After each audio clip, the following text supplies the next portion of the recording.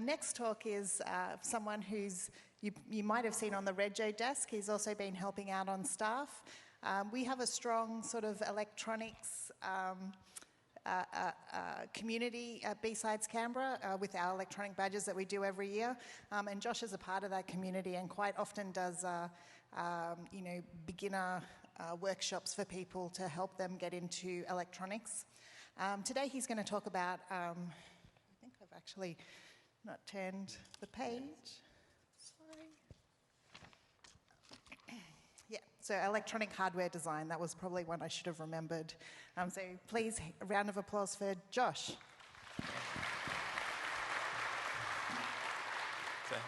G'day everyone.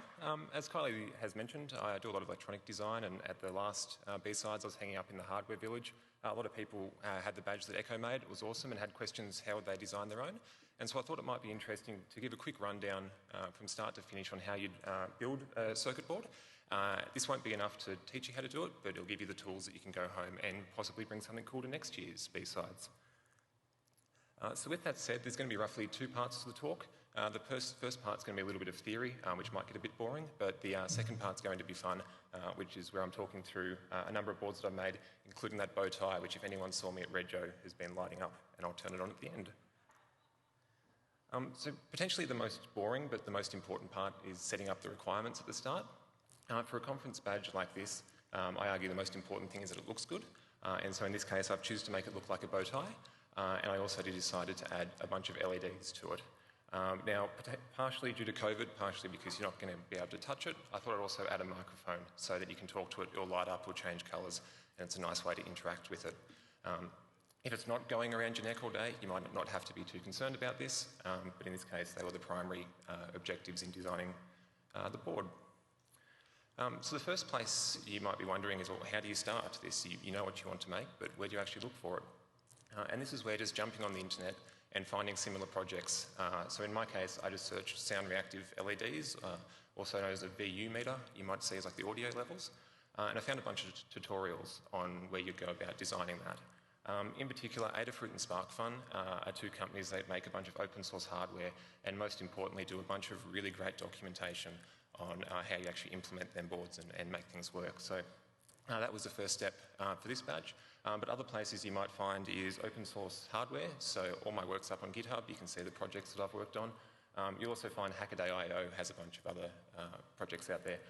Otherwise, the chip manufacturers really like selling you their parts, and so they'll have evaluation boards, they'll have application notes, and they'll have the data sheet, which has all the information you need to get your board into the world. Once you've figured out the parts that you want to use, the next step is called schematic capture, which is basically where you draw a big picture that shows how everything's meant to be connected.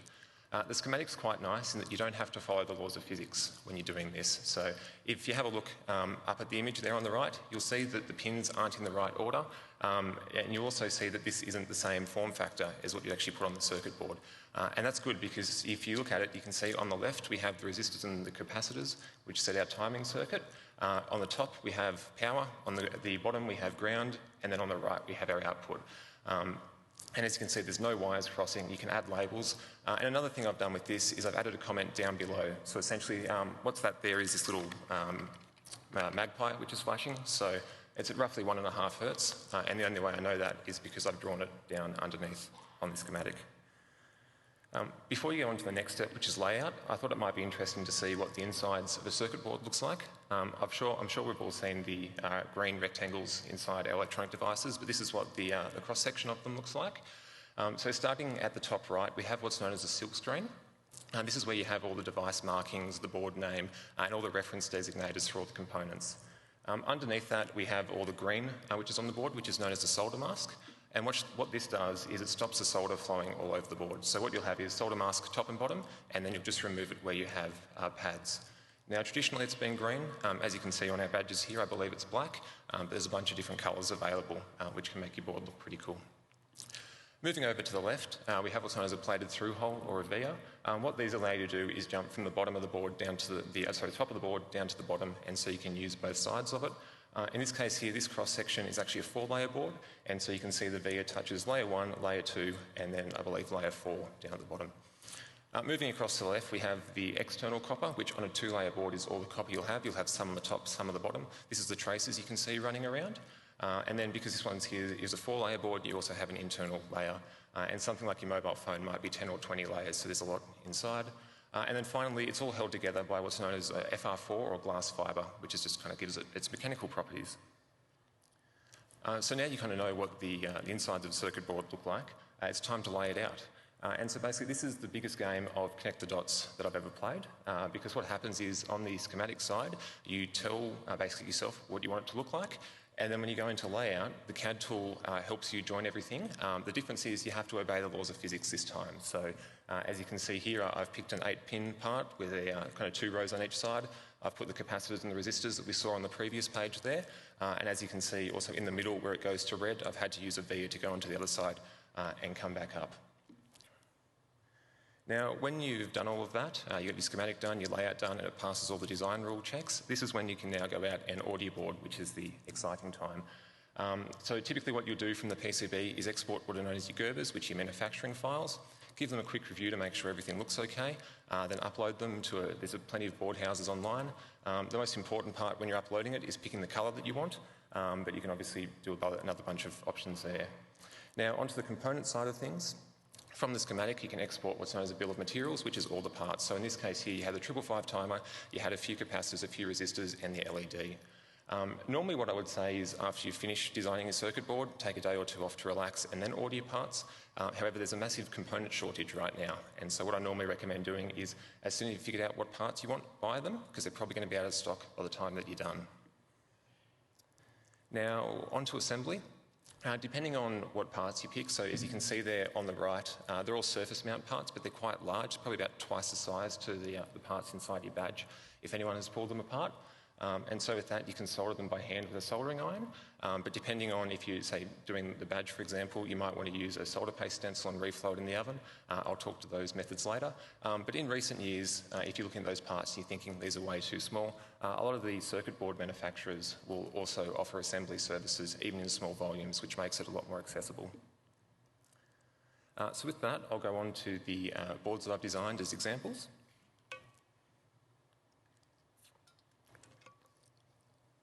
So my goal for this year was, just have something nice and colourful around my neck. I'll see if I can turn that on. But I also wanted to pick parts I'd never worked with before, so this was an actual representation of if I was going into this blind and had no idea what I was doing. So in this case here, I found a instruction from Adafruit. And so what they had their feather development board, which is the black one in the middle. They also had the LEDs up the top and the microphone you can see in the bottom right. I also decided to add an accelerometer on there, but it didn't end up making it onto the final design. Now, doing on a breadboard like this is great for a first prototype, because if you find that something doesn't work, such as the accelerometer, you can just pull it off and reuse it on another project. It's also really good because you might find that certain pins on the microcontroller can only do certain things, so some of them might not be able to do an analog input, other ones might not be able to do a high-speed data output, and so you can just plug the wires in and out until you get everything working. However, there's one massive problem with this, is that if I wore that around my neck, it would probably fall apart in the first 5 minutes, and so we need to find something a little bit more permanent for the conference. And so this might be the next step once you've done your breadboard prototype, is basically replacing all the wires that are on the breadboard with traces on a circuit board. So in this case here, we still have the microcontroller in the middle and the microphone down the bottom, just like we had on the previous board. I have called this a through-hole PCB, but there are surface mount LEDs and capacitors around the outside. However, they're very large and very easy to solder, but you could potentially do it all through-hole if you would like. This board is an identical one-to-one, except for the 2 extra LEDs. It's identical to the breadboard prototype, which meant as soon as I soldered it together, I could copy the exact same firmware over to it, and it was off and running. Now, this is great if you're going to do a small number of boards, because there's relatively little engineering time that goes into getting it working compared to something I'll show you later. And it's still quite nice and easy to assemble. However, if you wanted to build a few thousand of these, such as your conference badge, doing this by hand would be a lot of manual labour, and it might not scale too well.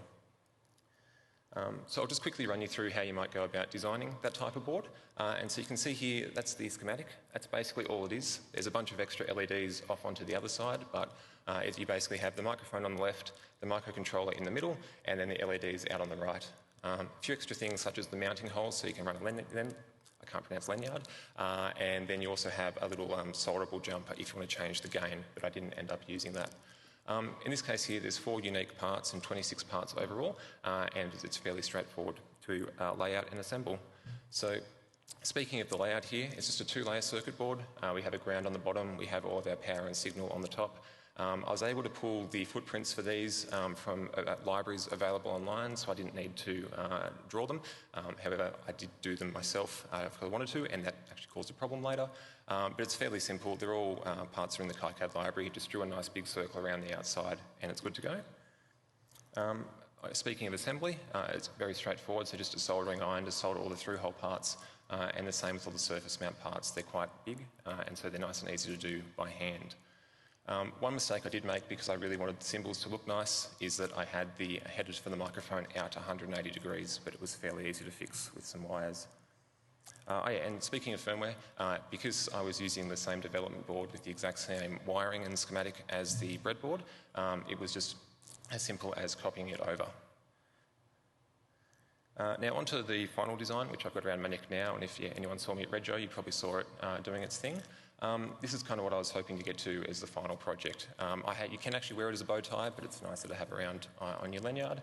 And so in this case here, I want it to be looking really good, which a green circle for me doesn't look quite as nice as a bow tie. I wanted it to also look a bit nicer in that all you have on the front is the LEDs. You can't actually see the brains behind how it works.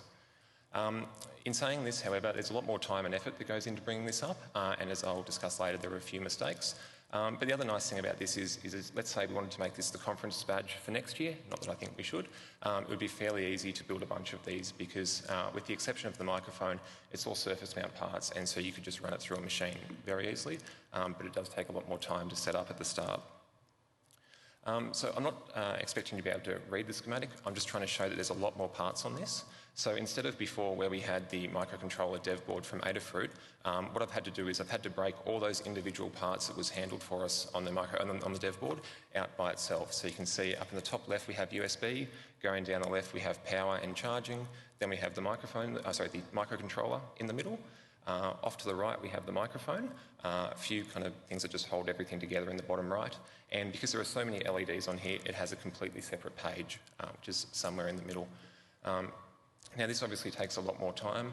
A lot of the parts that I've used on this schematic here weren't available in the default libraries for the CAD tool that I used, so I had to design them up myself. And all up, we had 30 unique parts and 92 parts total, so there's a lot more parts to put together. So if you just want to build 1 or 2 of them, it might not make quite as much sense. Layout for this was a little bit more complicated, but not too much. It's still a 2-layer circuit board. I have all the LEDs on the front and everything else on the back. It's using smaller surface mount parts similar to what's in your badge today, so they're small enough I can do them without a microscope, which is nice. Doing the artwork and the outline for this, I'm not very good at graphic design, but I was able to pull in a photo through Inkscape that I was able to define the board outline, so that's how we got it to look like a bow tie instead of just using the inbuilt drawing tools. I also was able to import some graphics for the front, so it kind of looks like a bow tie. Another thing with this is that I fully 3D modelled it because I was doing all the components kind of from scratch. And so what this allows you to do is to see exactly what it's going to look like before you get it ordered. In my case, it was used to design the little 3D printed part which will hold it around your lanyard. But take, for example, the badge we've all got around our necks right now. A lot of effort, I imagine, would have gone into making sure the injection moulded plastic in the middle was going to fit. And doing this, you can design the mechanical parts, see if it's going to work. If not, you can move the bolts and things around until it does and keep on iterating so you know it's going to fit and everything will work properly when you get it back. Onto assembly of this. Like I was saying, it's a 2-sided, we have parts on both sides, so it means we're going to need to make it go through the reflow oven twice. And so this is a slightly more kind of advanced and complicated method. What we do is we get what's known as a solder paste stencil, which is basically a big sheet of stainless steel where we cut holes out wherever we want solder paste. Then we squeegee the solder paste over the circuit board, and then we have paste on all the pads that we want. We then put the parts onto those pads, put them in the reflow oven, and about 7 minutes later they come out all soldered on. If you don't have a reflow oven, you can also use a hot air gun, which is good if you've got a small number of parts, but for a big board like this, and I do this a lot, so it saves a little bit of time. One cool tool that I've found recently with this is known as Interactive HTML BOM. It started as an add-in for KiCad, but it's on a lot of the CAD tools, both open source and proprietary.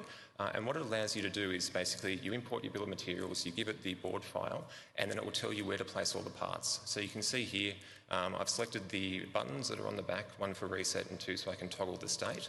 And when I get to that line, it will highlight where the buttons are, it can show me the orientation, and I can put them down. And that's particularly helpful for when you've got a bunch of small capacitors and all the footprints look identical, but you only need to put them in 2 or 3 positions. So for those out there that are doing assembling boards at home, this might be something interesting to look at. Getting the firmware up and running on this, it was also a little bit more challenging because unlike when we buy the board from Adafruit, it already has the bootloader. And in this case, I'm actually running Python on the board just because it's nice and easy to program. You plug it directly into your computer, it shows up as a memory stick. You can then edit the code.py file, save it, and it runs again. However, when you get a microcontroller from the vendor, there's nothing on there. And so you first have to flash a bootloader, which is what the 4 pins over on the right are. That requires an external programmer you plug in. You put the bootloader on there, then once the bootloader's on there, you can plug in USB and put CircuitPython on, and then once CircuitPython's on there, you can put your firmware. And if you're anything like me, you put the code on there and nothing works. And so after a little bit of debugging, I found a few issues, including that I didn't actually hook the microphone up to the microcontroller, which for some reason causes some problems. And there are also some issues with the power circuit, but I'll show you how I fix them later on. So all up, whereas the earlier boards took somewhere between half an hour and 2 hours to get the firmware up and running, this one took me about 4 days all up by the time I added some extra features that were on this, but not on the previous development boards.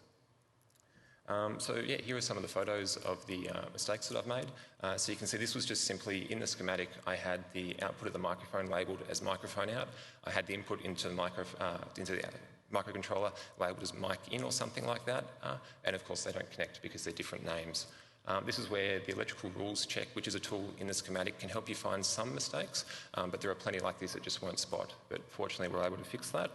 And there was also an error on the power circuit side of things. A part was in an opposite direction to what it normally is. I didn't pick it up because I designed these boards 2 very late nights back to back, but we were able to fix that there. And then, although I've been talking about making blinking things that are around your neck that are really cool for a conference, that kind of process I've just outlined can be used for absolutely anything. So, in particular, recently I've been interested in FPGAs with open source toolchains. FPGA stands for Field Programmable Gate Array. They're used when you need to put a lot of data through in parallel. So, for example, the part in the top left-hand photo, you can find one of them inside an Elgato CAM link to do a lot of the HDMI to USB processing. And then down in the bottom left there's a slightly smaller FPGA from the same family that I've used an earlier version of that board for a lot of education work, and I know there's a few people in the building now that actually have one of them probably sitting in a drawer somewhere. Outside of that, I've also done a bit of work on the RF side of things. So there's a low-cost vector network analyzer in the top right. What it is, it's a tool to measure antennas and other RF components. They're normally quite expensive, but kind of going through the process I went through there, but optimising for cost instead of performance, I was able to get one that works pretty well in a small form factor and small price. And then I had some leftover parts, and so in the bottom right-hand corner, you can see a board that's in the same feather kind of physical format as both the FPGA and the microcontroller I used in the prototyping stages, and this just plugs in on top and allows you to generate signals for some testing.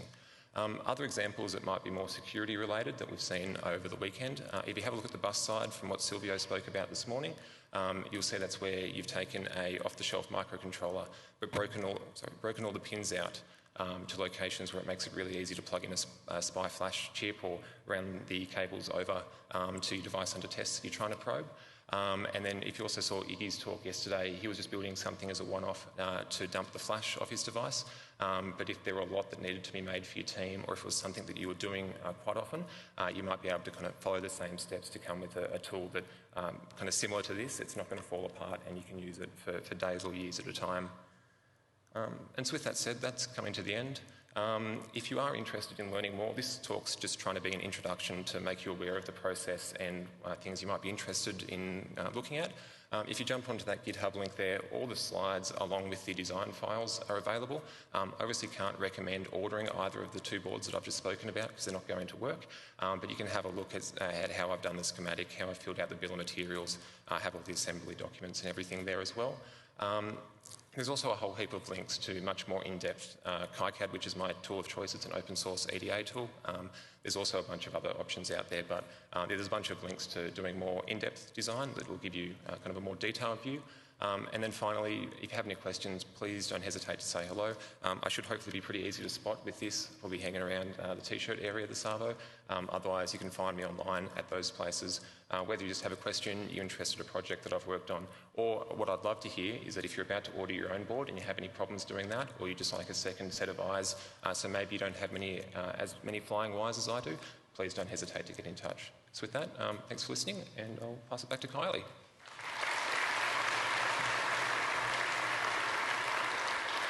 Thanks, Josh. That was really interesting. We have a few questions on the Slack.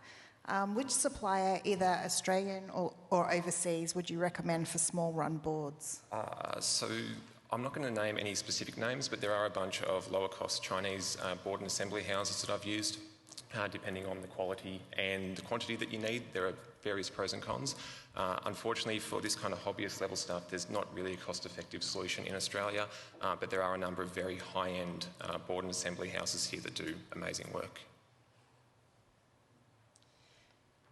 This one, I'm not sure if you answered it later in the talk, but for hobbyist grade SMD board manufacture and prototyping tools, do you recommend anything in particular?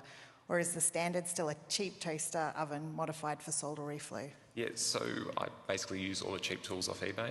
You can get a hot air gun for about $40. I can't remember the product code. If you come have a chat to me, we can find it. But yeah, so either a toaster oven that you've fit your own reflow controller to give you the right profile is a good way to go. Otherwise, I've got about a $300, it's kind of designed as a reflow oven. You had to flash different firmware and make a few changes to it, but there are plenty of small, low-cost, affordable solutions for hobbyists like myself. Can you comment on the CAD tools and or plugins for schematics capture, or the ones you'd recommend? All right, so I use KiCad, which is an open source EDA tool. A few years ago, it might not have been quite at parity, but now I firmly believe it's the best tool for hobbyists out there. There are other tools such as Eagle and Easy EDA that are designed as hobbyists, but I personally prefer KiCad, and there's also a whole heap of professional tools that are out of my budget that are very nice. One thing I do like about KiCad compared to a lot of the other tools is that add-ons such as interactive HTML BOM can be developed for KiCad with first-class support, and then they typically get ported to other pieces of software. But yeah, anything, there's plenty of options out there, and any of the free ones should do a good job for hobbyists. Do you have any preferred languages and libraries for writing the firmware for boards, and why? Yeah, so I try to stay away from firmware as much as I can. When I do it, it's either in Arduino or C. Typically use STM parts, and they have their Cube IDE and hardware language. I think maybe if you jump into the badge channel on Slack and have a chat to the folks who built this badge, they might be able to provide a little bit more insight. And for today, I decided to use Python because I had never used it before, and I wanted to focus most of my time on getting the badge up and running instead of writing firmware. Do you think factory assembly will become flexible enough for hobbyist projects, especially for people who don't have access to the more expensive tools? Yeah, it has been getting easier and better in recent years. So one of the board houses that I use a bit basically has an in-house surface mount assembly line, where if you pick parts that are in their library, they can assemble them for you at very reasonable prices. Otherwise, the other option is there are board houses that are now doing 5 and 10 unit minimums, where it used to be in the hundreds, where they'll just get someone to hand place them similar to the process that I've outlined. So there are definitely options out there that make it easier without buying all the tools and worrying about small components. And I have a question. Have you tried assembling the add-on parts yet for No, the... I haven't. We've been pretty busy doing reg on stuff, Yeah, but okay. I'm very keen, and actually I haven't had time to play with the badge, but I'm very, very keen when we get home to give it a go. And There's some hopefully- small parts in there. Have Yes, you? Yeah. very, very small. Any So, tips on getting those onto the badge? I'd normally cheat and say use a microscope, but yeah, being young and having good eyesight, which I don't have, can also help Yeah. a bit. But yeah, hot air gun, lots of flux, and that's probably your best bet at getting it going. Awesome. Okay, great. Thanks again, Josh. And Thanks, can we have Carla. another round of applause? Yeah.